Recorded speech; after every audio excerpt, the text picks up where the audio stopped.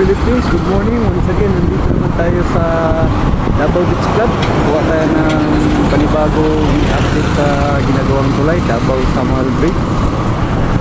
Ito na po mga ka-viewers ko. Ngayon lang tayo nakabalik ng kuha ng update kasi medyo naka-problema itong tiyan ko. Nag-advise yung doktor hindi na ako magtrabaho, kaya sa bahay lang ako. Ngayon medyo okay na. Okay mga ka-viewers ko, nandito tayo, pasok tayo sa loob, kuha tayo ng update dito. Ito na yung isang building dito, at least pa rin, pero sira na, wala pa palang schedule dito. Okay mga ka-viewers ko, punta tayo sa loob.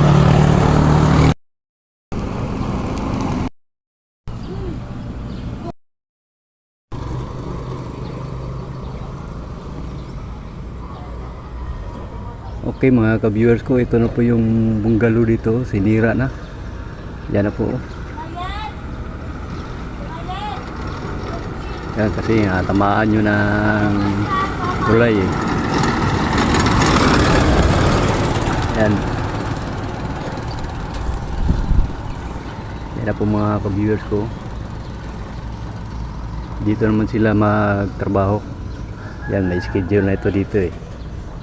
Kaya yung bungalow sinira na.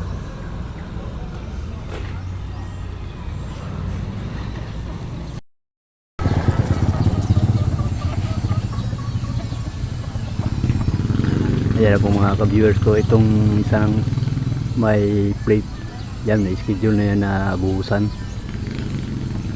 Ayan, halos may mga buhos na itong mga poste ngayon, no? May mga plate na kasi, itong isa wala pa. Yan po mga ka-viewers ko.